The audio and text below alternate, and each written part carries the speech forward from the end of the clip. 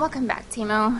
This is the first tutorial I'm making, so I thought I would start simple. I originally recorded a video with 10 small noob topics, but it ended up being like 25 minutes long. And I don't think any of you have the attention span for that, so I decided to cover at max 3 topics per video. All videos from here on out are going to be labeled beginner, intermediate, or expert. This is the first of many beginner videos. We'll cover the topics of hyper-resourcing, getting your hero to level 50, and protecting your investment in this one. So let's start. For hyper-resourcing, this is just a small account that I was working on as a trap, possible trap. And for hyper-resourcing, I'm going to start with the build 10 type of thing, because theoretically you're starting a new account, you're all beginners. And a really good way for you to get power would be to build 10 of every resource building, and then also of the barracks, villas, and the hospitals. And that will complete some quests for you. So I'll show you what I mean. So build 10 logging camps, for example.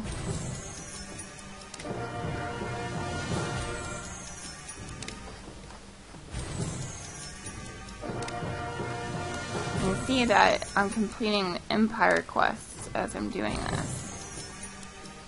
Let's see, that's 6, 7, 8, 9.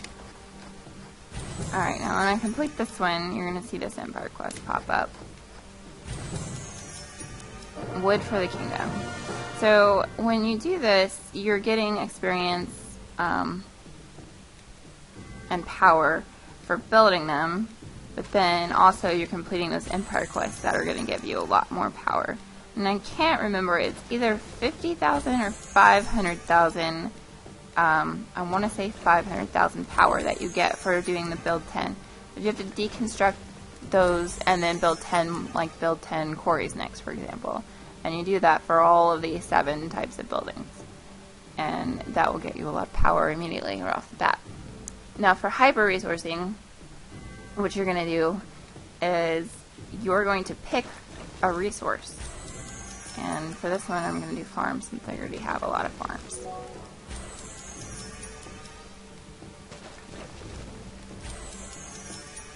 And get rid of all this. So you're going to have one of everything,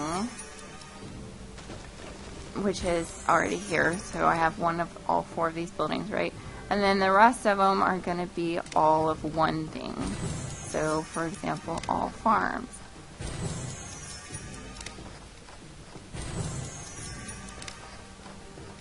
What this is going to do is each time you build a farm and you upgrade it, you're going to increase your capacity to store, and you're also going to increase your hourly income.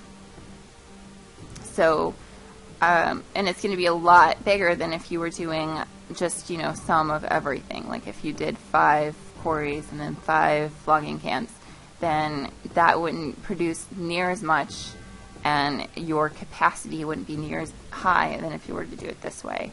Now when you do that, you're going to have like a hyper group. Most alliances will have like a hyper group. So you'll be in like a little pod, or if you do the hive thing, then you don't really need a hyper group. But if you're doing a little pod, then someone else is going to hyper produce ore, and someone else is going to hyper produce wood, and then you're going to trade amongst yourselves. So you're going to make a lot of food, and you're going to say, oh, well, I'll trade you 1 million food for 1 million wood.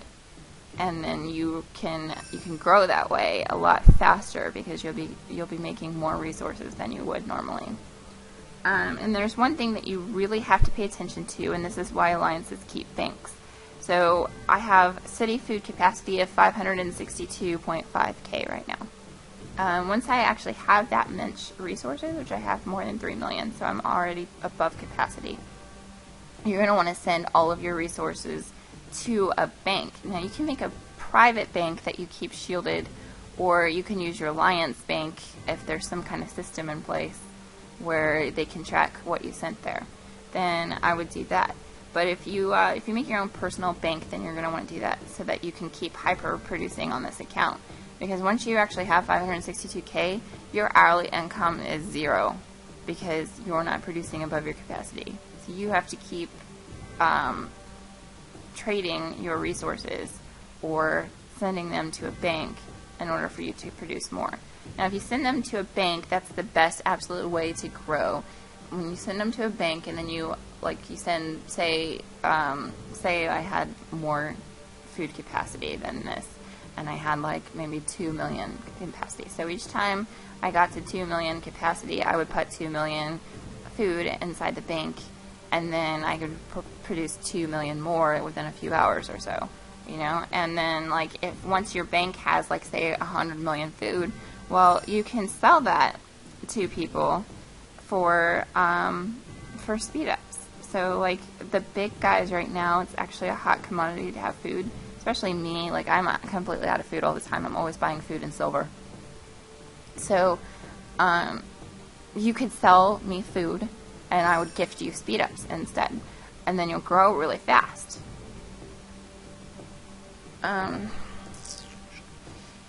So yeah, you want to save the mass amount because nobody wants to buy like 1 million food at a time or something like that. So you want to use a bank and then you'll save up enough. But anyways, that's hyper-resourcing. You can do that with anything. You can do it with food. When you have enough villas, you can do it with villas. And there's gear. When you do this and you want to build these and you want to upgrade them as high as they can go, and then you want to do your skill points. So like you would do all food production, and then another food production. You would put all your skill points in food production. There's also gear that you can make that will increase it, and there's gems now as well that will increase it. They're hard to get. So you just want to max out all that, and then you can get speed ups really easily.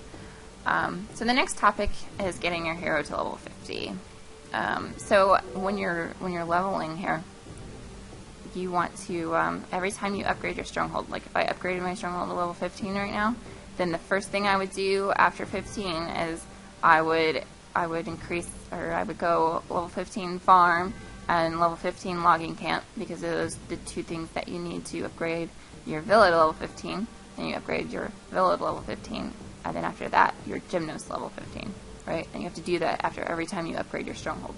You want to keep your gymnos, you want that to be the very first thing that you go for after every stronghold, because when you're doing these other buildings that you require for the next stronghold upgrade, like if you have to upgrade the academy, then you're getting more hero EXP if your gymnos is as high as it can go for that level. You're getting more EXP for it. And then also you have this little thing called this little hero XP boost right here. So you could use that, and then it lasts 24 hours, which is actually a long time if you're actually sitting here and upgrading constantly at a lower level. So if you use that and then combine with your gymnos being as high as it can get, and while you're doing all these builds and you're doing your research and you're getting these empire quests, I wouldn't collect your empire quests until you're stronghold 21 at least. But like until your gymnos is level 21, I wouldn't collect your empire quest. But if you're not a spender and you're absolutely free, then you can do it, as you seem fit. But the higher your gymnos and the XP boost that you use, the better amount of experience you'll get for collecting each one of these quests. Like this says hero XP 10k, but it'll actually be more than that the higher your gymnos and if you're using that boost. And then another way to do it is to when you get loyalty, like when you do your alliance quests and you get loyalty, for example, this quest gives you 500 loyalty, you'll use your loyalty points in your alliance store, and you want to buy these things, these daily chances. You're going to buy as many of those as you can, and you want to stockpile them until you've got like 300 or so of them. And then once you have that and you use that XP boost, then you go into your quests and you auto-complete them all, and then you use a chance and you keep auto-completing them. You'll get lots and lots and lots of hero XP that way too. Especially if you get lucky and you get maybe a legendary or something. Then you want to collect your empire quests once once you're a high level and your gymnos is like high enough, then you can collect your empire quests, because those give a lot of XP as well. So that's hyper-resourcing in your hero, and the next thing I'm going to talk about is protecting your investment. So you have troops, for example. This account has 12k troops right now, and you have your hero. Now, if your hero is if your stronghold level 10 to level 14, then your hero can get caught. It can get captured, but you can't be executed. Once you hit stronghold 15, you can be executed, which costs money to resurrect. It actually really sucks. And if you're 10 to 14 and you get captured, even though you can't be executed, you're still without a hero for 3 days or however long, which really sucks. So you want to protect yourself, basically. You don't want to lose these troops. You don't want to lose your hero. And you're protecting your investment.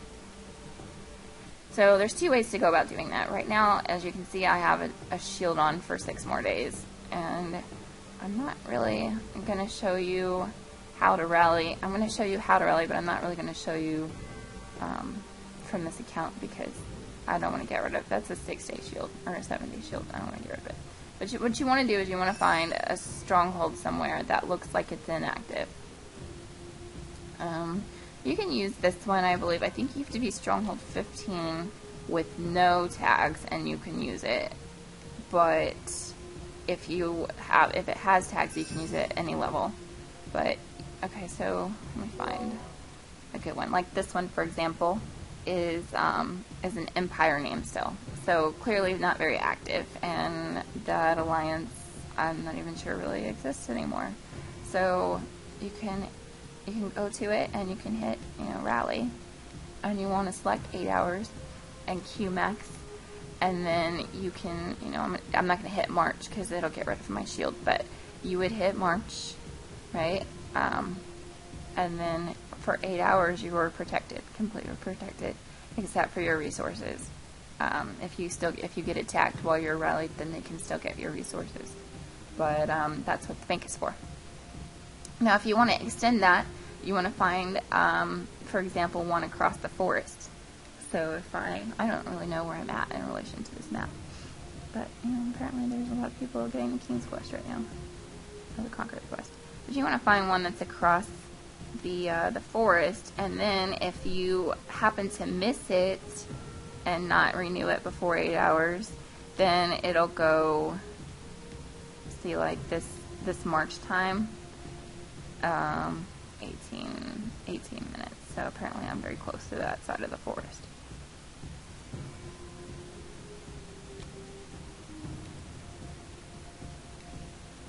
See, now that increased it a lot. Like, I didn't go very far, but my march time is 1 hour and 39 minutes.